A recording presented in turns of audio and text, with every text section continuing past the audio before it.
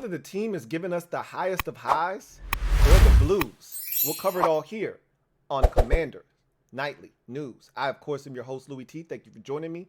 Let's get to tonight's lead story. So, Kamren Curl officially ruled out of the Week 1 matchup versus the Jacksonville Jaguars. It was something that, I'm going to be honest with you, I didn't think was going to occur. I thought some way, somehow, they were going to wrap this puppy up and he was going to get out there and give it a go. But obviously, he's just not in a position to play, and I don't want to exacerbate the injury that he already has. So they did the thing that they feel like is the best interest of him and this defense moving forward. Rivera did say, however, that he doesn't expect this to be a very long injury that will keep him out of the lineup. As a matter of fact, he expects Cam Curl to potentially only be out this week and be back next week for the Detroit Lions. So something to keep an eye on, but obviously in his absence means that other guys are going to have to step up, mainly second-year safety Defoe, Derek Forrest. That means I think you're going to see an uptick in snaps for rookie Percy Butler, and you may even see a little bit more of Jeremy Reaves than you would have had we had a healthy Cam Curl. So I think everyone's role now is going to be upped a bit, and it's going to be interesting to see. I think this is one of the positions that we thought we had a little bit of depth at. Look, we don't love the cornerback depth, obviously. We have no depth at linebacker, clearly. And so we felt like defensively the depth was a little bit less than it was on the offensive side, where we feel like we have a lot more depth. Safety was the one position defensively that I felt like, hey, we've got some depth. If a guy goes down, but it's unproven depth, right? So we feel good about, I do, I can't speak for you. I feel good about Bobby McCain. We all feel good about Cam Curl. I feel good about Jeremy Reaves, okay? I think I like Percy Butler. I'm not sure. And the jury's still out for me with Derek Forrest. I wasn't a huge Derek Forrest guy when we drafted him. And so I've got to see it up close and personal to actually assess him and feel like, okay, he offers us good depth as well. So we're going to find out. One thing's for sure, Derek Forrest and Percy Butler are both talented. They can both run. They're both physical. And so they both bring different elements to the table. I'm anxious to see it. Now we're going to get a chance. Hopefully it pans out for us. But no Kamren Curl in Week 1. That makes me a little nervous. I'm not going to lie to you. But we'll see how it all turns out.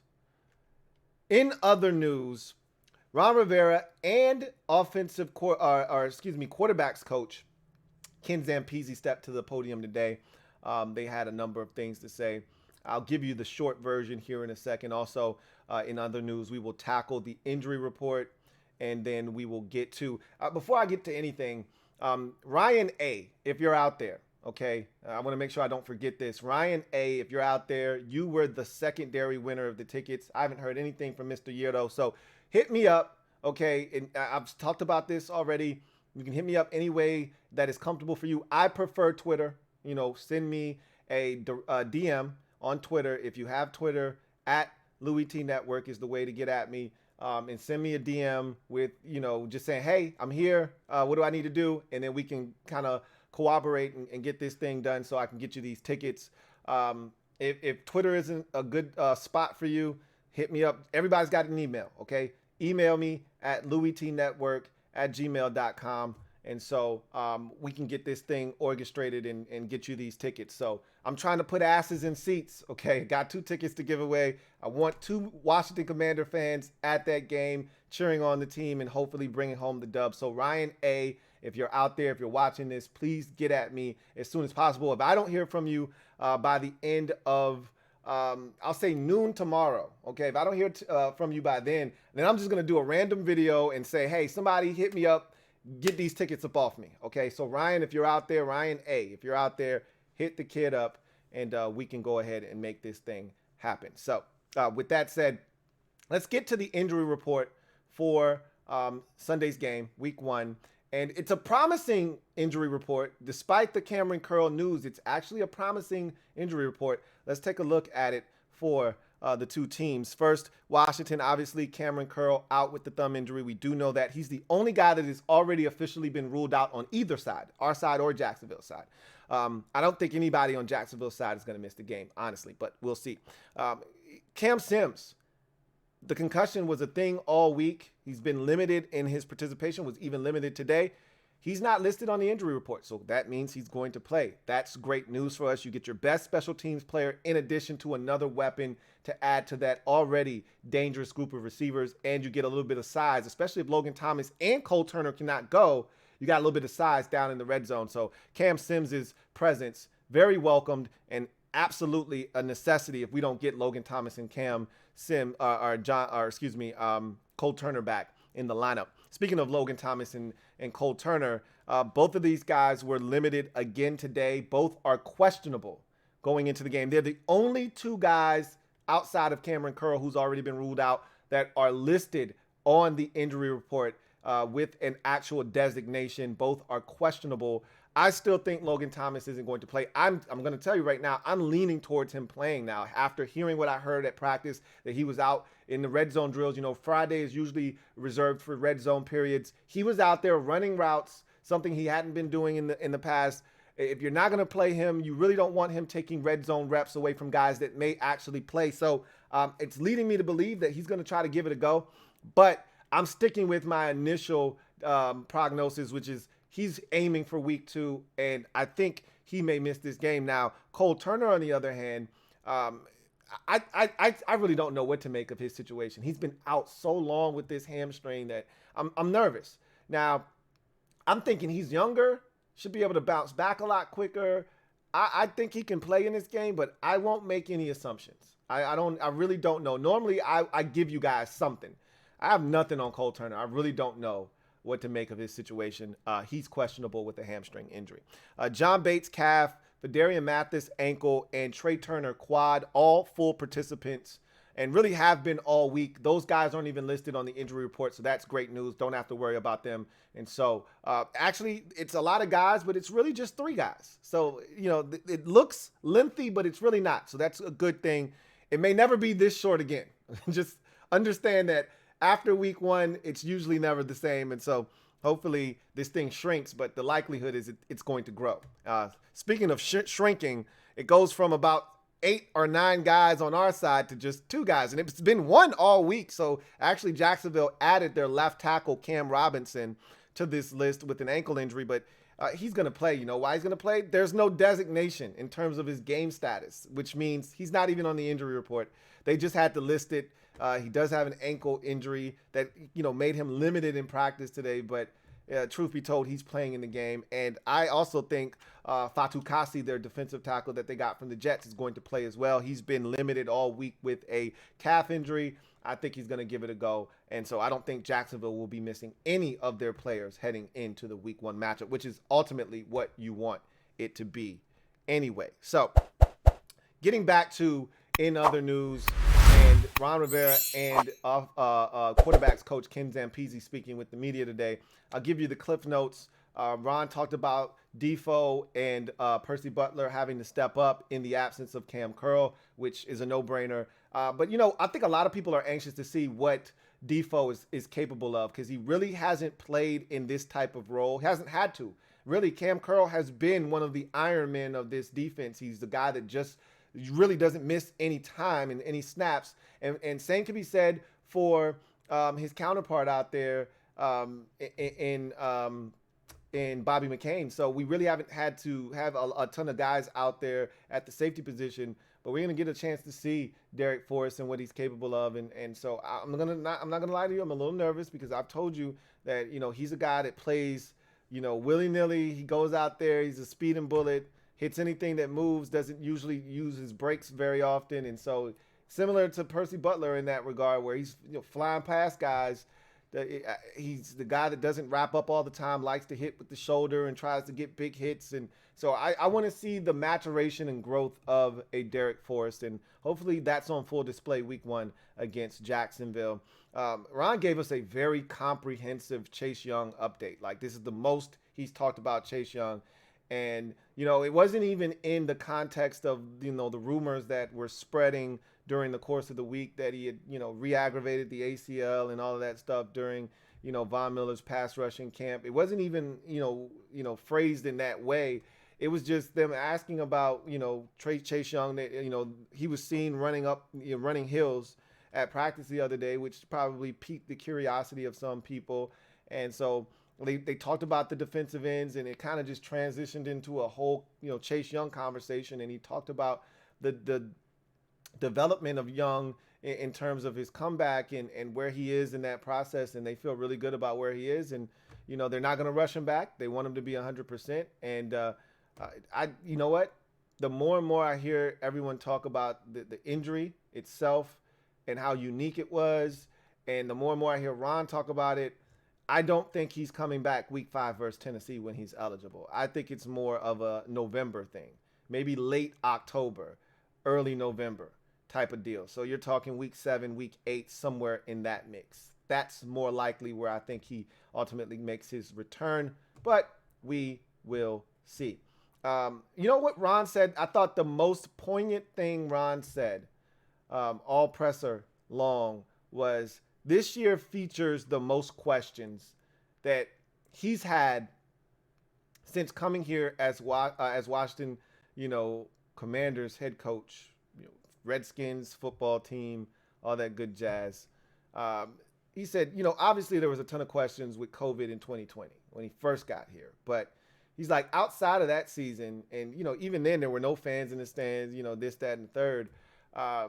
He's like, this year, there's so many questions. He's like, we haven't seen the offensive line as a unit, play a single snap yet, in a game-like situation. So that's a thing.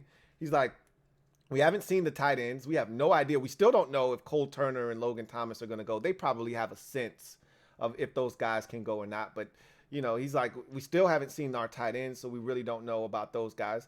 The running back situation has been compromised a bit. We feel good about Antonio Gibson, but we felt even better about Brian Robinson and Gibson being in a different role. And so that's been, somewhat compromised. And so he's like, there's so many moving parts. Now you got this Cam Curl thing at the safety position. And so he's like, we got all these different moving parts. And there are a ton of questions. We don't know. We're going to find out in week 1. That doesn't make me feel warm and fuzzy inside when the head coach says, hey, I don't really know. I wish I could tell you. But we're going to find out together. Hey, let's go have ourselves a season, right? Okay.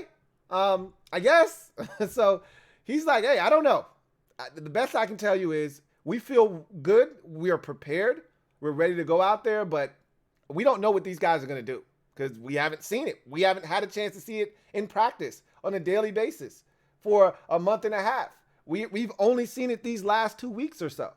That doesn't, instill a ton of confidence. So he's like, I got questions. Hopefully these guys have answers. So that was really intriguing from Ron and really candid, if we're being honest with one another. He talked about the butterflies that you get. And, he says, with all these questions, I got a ton of butterflies. He's like, I get them every year, but I got a lot of them this year. So we'll see what happens. Ken Zampese, I thought he talked about something that I talk about all the time. And it's just good to hear someone else reference this. And he talked about why camaraderie is important. And, you hear a lot of these guys say, hey, we want to get to know these guys. We want to get to know them on a personal level. We want to establish, the trust factor and things of that nature.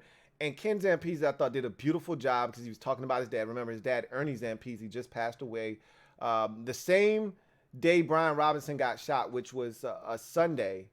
Ken Zampese learned that his dad, Ernie, passed away. So they were dealing with a lot. And so he was talking about his dad was a guy that was just huge on camaraderie, building and fostering relationships with people. And he talked about why that's important. And he said, look, when you get in the heat of the battle, you're able to give a guy mercy and grace. You're able to get past some of the issues when you have that connection. And he's right. I talk about guys going out to dinner, guys inviting others over to their house and establishing those relationships. And that's why it's important. If a guy on your team gets in your face and is aggressive with you and you have no relationship with him, you're like, yo, get the hell out of my face. F off. That's how you see those blow-ups on the sideline. We've seen it with two guys that were really close in Jonathan Allen and Daron Payne. Now, you overstep the boundaries when you put your hands on another man. And that's what Daron Payne did. And so he got the reaction he got from Jonathan Allen. But, you see guys on the sidelines having heated exchanges all the time. And that's because they care and they want to win. But also, you're able to get past that. If there's a trust factor, if there's a love there, if there's that feeling of, hey, I got that dude's back no matter what. Okay. That situation is fractured if there is no relationship there. So he talked about establishing those relationships and how he's established that relationship, with Carson Wentz, and he did that last year with Taylor Heineke, and feels like they've got a really good room. And so I thought that was a really interesting conversation from Ken Zampese. He also talked about Carson Wentz's mechanics and, excitement for getting him. He said he was doing backflips when they got their hands on Carson Wentz. But in all, actuality, and all jokes aside, he talked about his mechanics. He's like, look, and he used the basketball analogy, and I loved it. The basketball analogy was, look, we got to hit the open threes. I remember when I was growing up as a kid, it seemed like NBA players didn't miss open threes.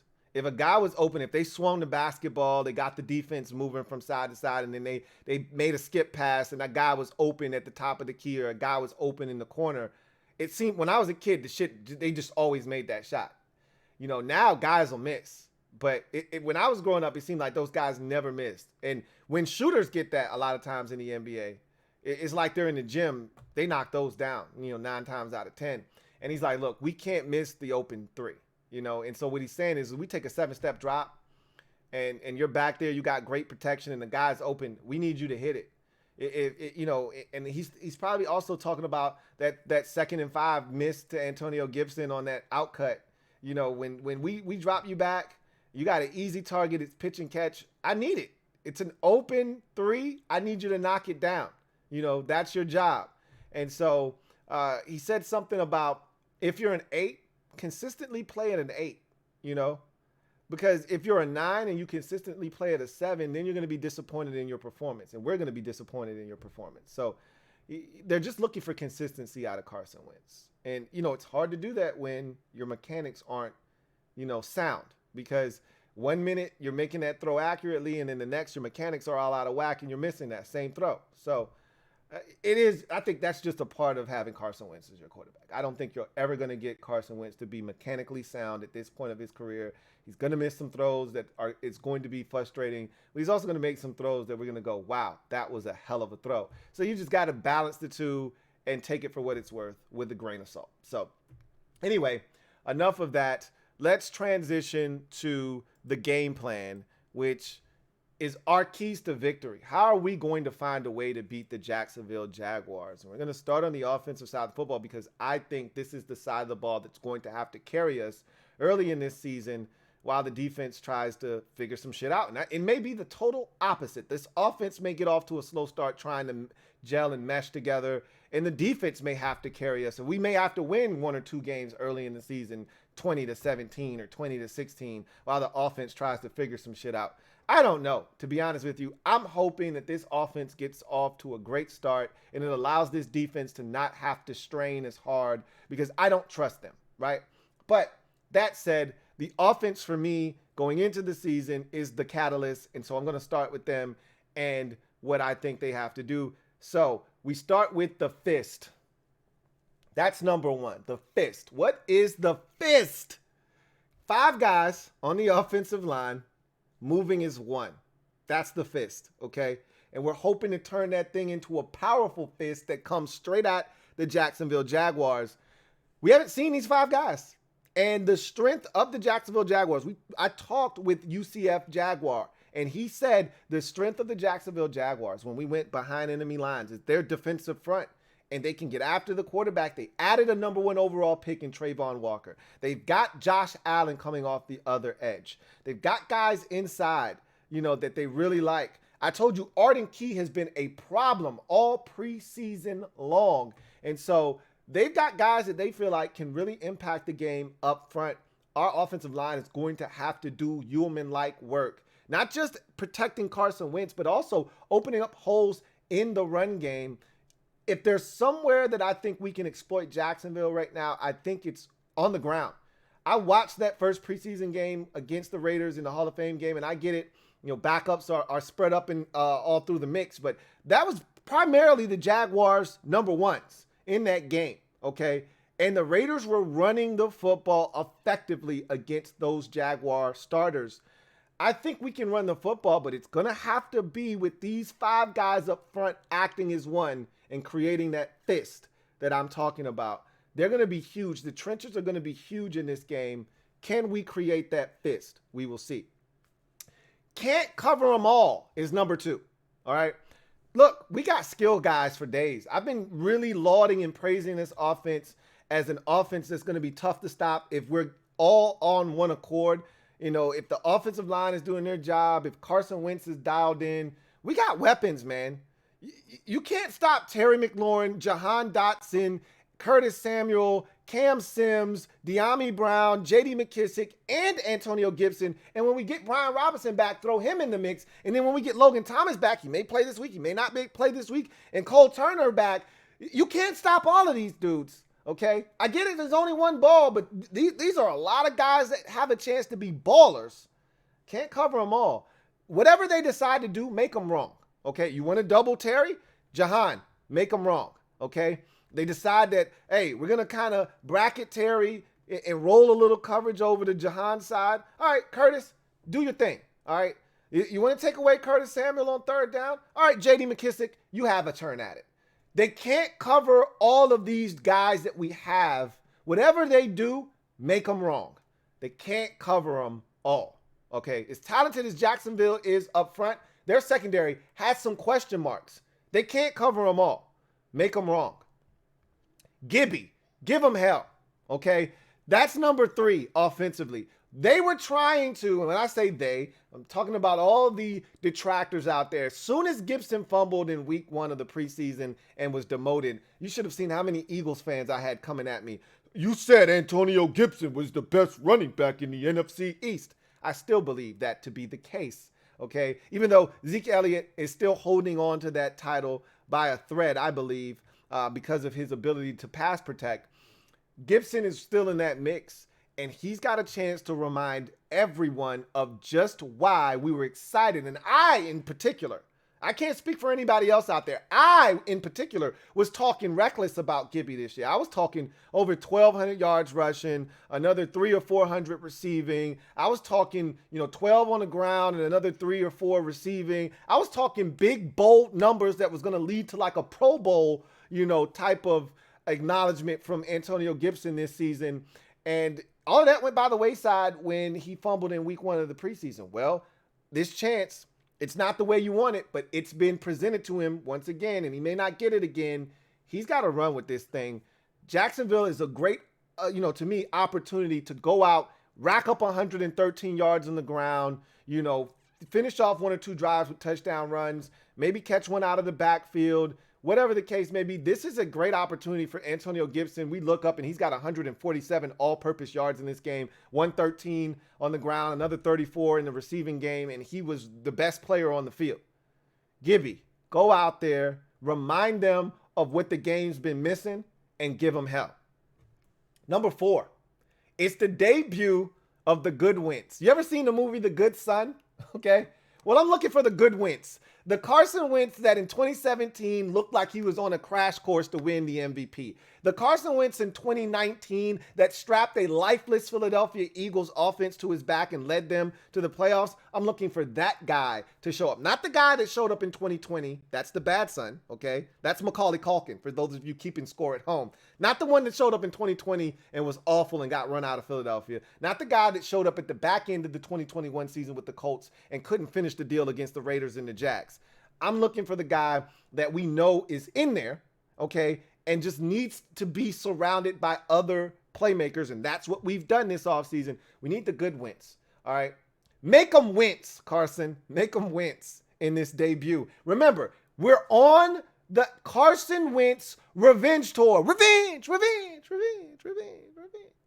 It's the revenge tour, okay? It starts on Sunday with Jacksonville and Dougie P. Okay, make it happen. We need the good Carson to show up on Sunday. And look, the weather may not be the greatest. I don't know. It may call for rain in the forecast. Whatever the case may be, go out there and make it happen. And finally, offensively, protect the Duke and finish drives with points. Everything that I've just said, all the points that I've just made are rendered irrelevant if we don't protect the Duke, okay? We watched a game, or most of us watched a game last night with 7 combined turnovers between the two teams. We can't partake in that. We're not good enough. We don't have Josh Allen. We don't have the Bills' explosive offense. And we don't want to turn out to look like the Rams did last night with less than 250 yards of total offense and only 10 points on the scoreboard. Okay? We can't afford to turn the football over. We're not good enough. Protect the Duke.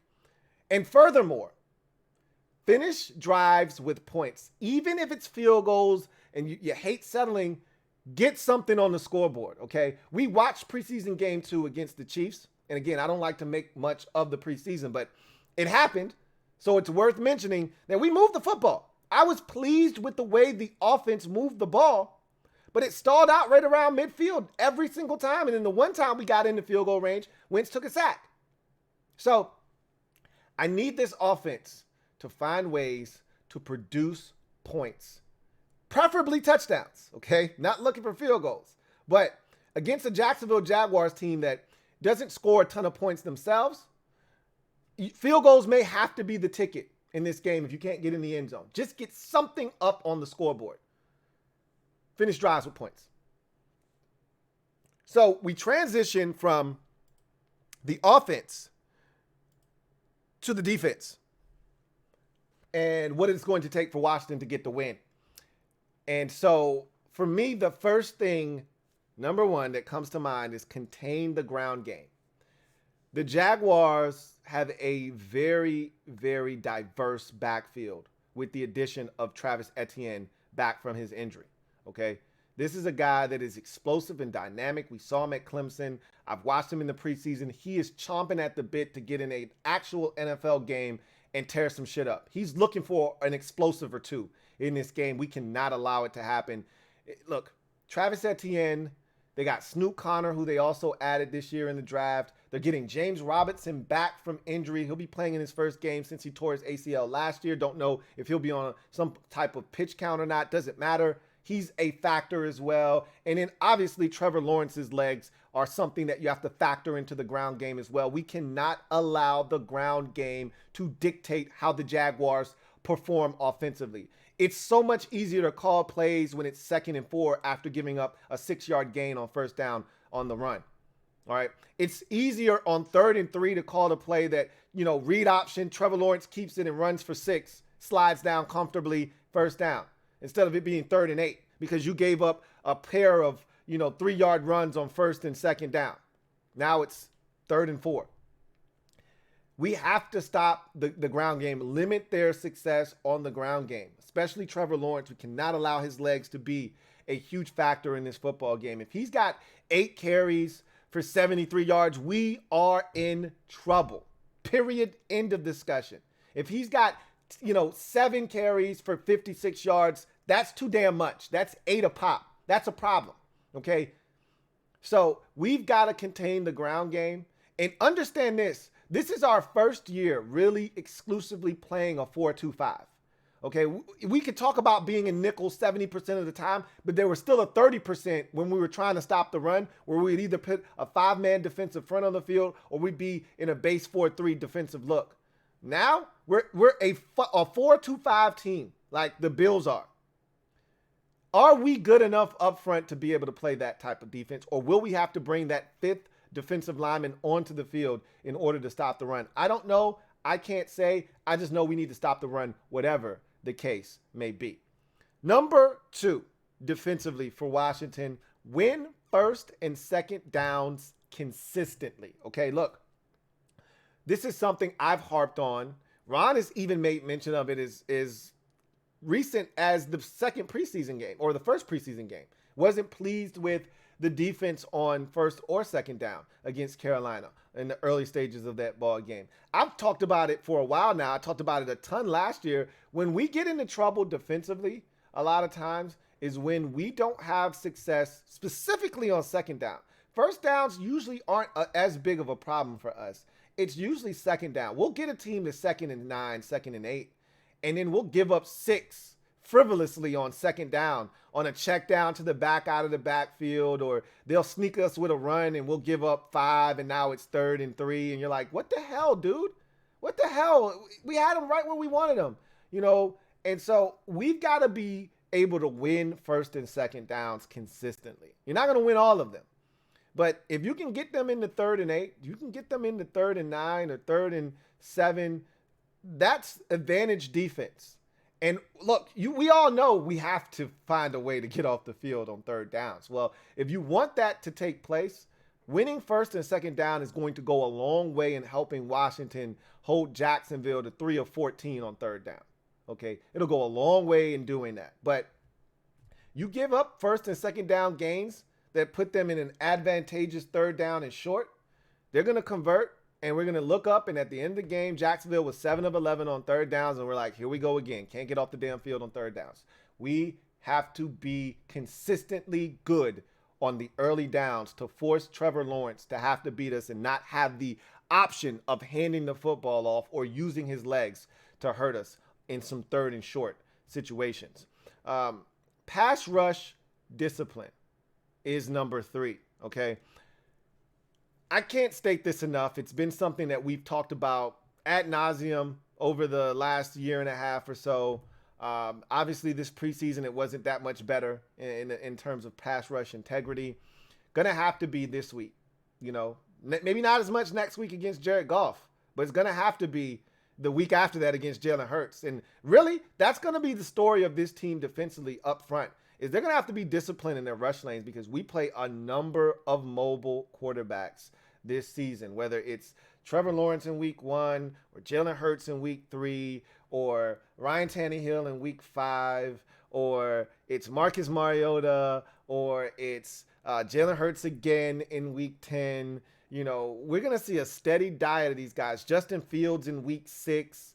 We're going to see a ton of guys. Trey Lance later in the season. Deshaun Watson later in the season. Daniel Jones twice if he's healthy by the time we get to the Giants. We have struggled with the mobile quarterback. We've struggled with staying in our rush lanes and not opening up a massive hole in the B gap because the guy wants to rush 12 yards up the field and think he's going to turn the corner and the quarterback's going to be just standing there waiting for him. Like, we got to be more disciplined in how we attack these quarterbacks. Keep them in the cup, which is that pocket that we hear so often about. If we can't do that against Trevor Lawrence, he's going to have a field day. And not from a passing perspective, because I think he's still growing as a thrower on the move. I've seen him miss some throws in the preseason that I thought he should have hit on the move to his left specifically. But still, I don't want that option to even be available.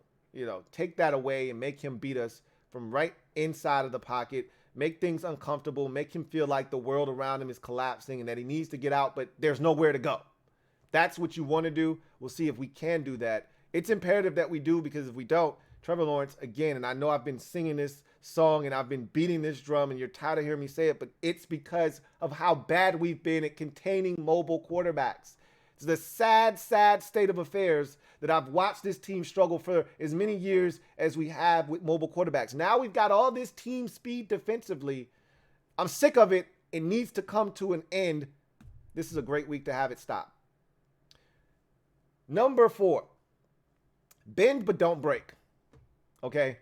I'm kind of building into the defense that, in my mind, we're going to give up some 3rd downs. So this bend but don't break mindset is strictly basing it off of, okay, the Jags are probably going to convert, close to 45% of their 3rd downs, which that number's too high, but that's what we do.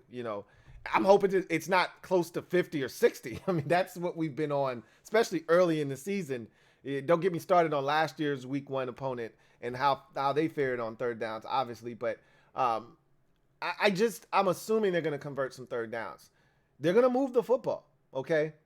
They're talented. They got a head coach that understands offense. They got talented players like Trevor Lawrence and Travis Etienne and even Evan Ingram. You say what you want about him catching the football. He's still a talented guy. Christian Kirk and, they got players. So they're going to move the football. They got a savvy veteran in Marvin Jones. They're going to move the football. However, they don't have to actually get in the end zone. That's not a requirement of, giving up yards and points. You may give up points. It doesn't have to be 7. It could be 3. And I talked about this with UCF Jaguar. Their kicking situation is a mess. Okay, it's been a mess. And it's been a mess this year. And they've got an unknown, funny looking kicking the football for them in this ball game in week 1. Make that guy make kicks. Okay, make that guy put points on the board for the Jacksonville Jaguars. I'm not sure that he can consistently. So you can bend all you want. Okay, they can rack up yards 20-20. You get in that red zone. Do not break. Treat the red zone like your balls. Don't break them for nobody. If you're this defense, find a way to keep the Jaguars out of the end zone and force them to have to settle for field goals. And then finally, number 5, keep the Trevor Lawrence generosity party going. Okay, Trevor Lawrence was the highest turnover quarterback in the league last season. Okay, numero uno. He turned the football over and was responsible for 22 turnovers by himself. 17 interceptions, which led the league along with Matthew Stafford, and 5 fumbles that he lost for a grand total of 22. No one else was higher than that total. So this is a guy that has been prone to turning the football over. I just told you he turned it over 22 times. That averages out to over a turnover a game. Force Trevor Lawrence into some long down and distance situations, and maybe he will give you 1 or 2. Okay? Get to Trevor Lawrence, and this was a problem back at Clemson. He will fumble the football if you hit him in the pocket. You just got to get to him. Okay? So if we can find a way to keep the Jaguars out of 3rd and manageable, out of 3rd and 4 and 5 and 3rd and 3 and 2, and force them into 3rd and 7 and 8 and 11, we're going to have an opportunity to get off the field, number 1, and number 2, we're going to have a chance to force Trevor Lawrence to feel like it's all on me again, just like last season all over again. I got to make something happen. And maybe he presses too hard and he makes a mistake. We need to be able to take advantage of those mistakes if they come, but we got to force the issue first before we can take advantage of anything that may come of it. So to me, Trevor Lawrence is a very generous guy. He loves to share. Help him. Help him. So those are my keys to the game.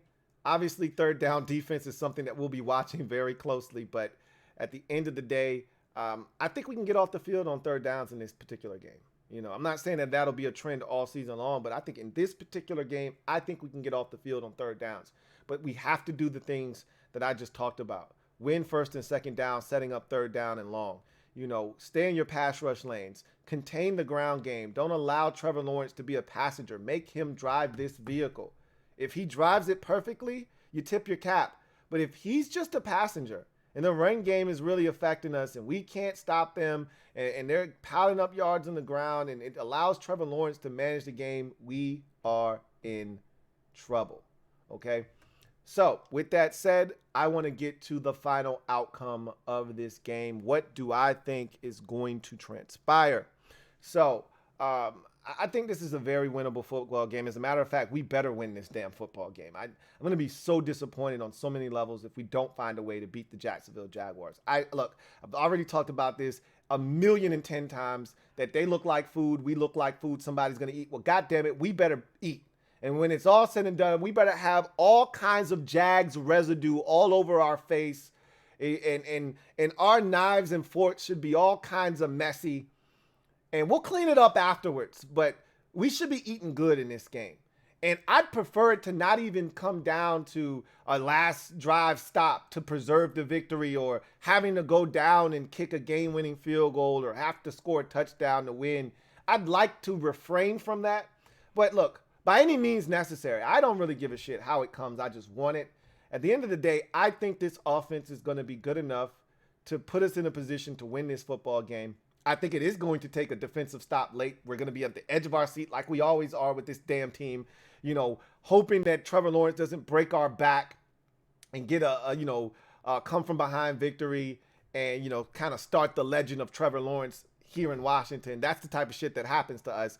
But I've got us winning this football game 27-23 over the Jacksonville Jaguars. I've got us preserving the victory with a stop, late in the game, final possession. The Jags are on the move. They get to right around midfield, and we're able to put together a string of 4 plays that get us the stop, turnover on downs. We win the football game 27-23. So that is what I see transpiring.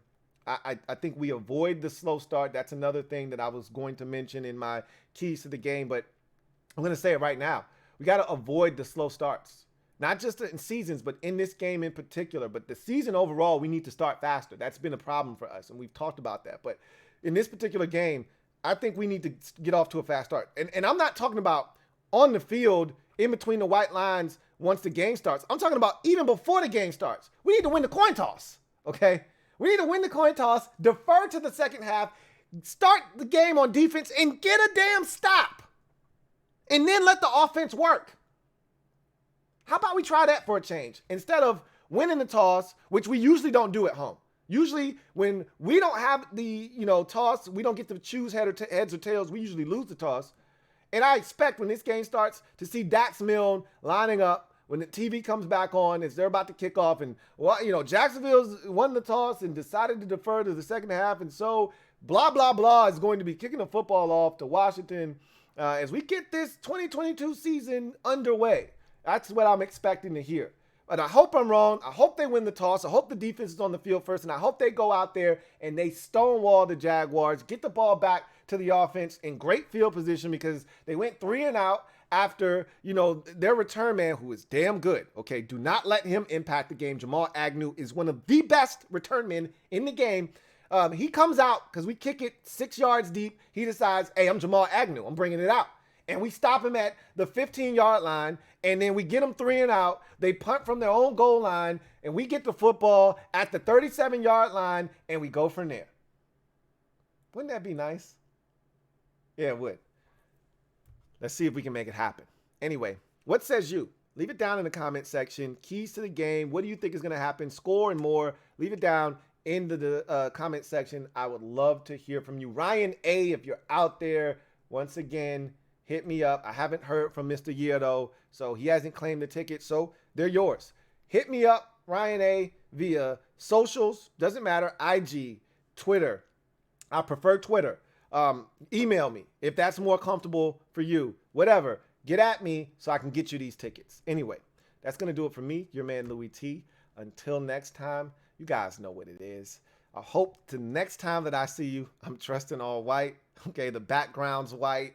And we're celebrating a Washington Commanders dub for the very first time as the Commanders. I hope that is the case. I don't want to be dressed in all black like the Omen to kick this season off. Not against the Jaguars, man. Find a way to get it done, fellas. You know what it is. Bring home the dub. You know what it is. Until next time, you guys enjoy your weekend, college football, all the festivities. We'll be back on Sunday. Good, bad, or indifferent. I'll be here breaking it all down. See you then. Here comes the diesel. Here comes the diesel. There's the snap. Hand to Riggins. Good hole. He's got the first down to the 40. He's gone. The 35.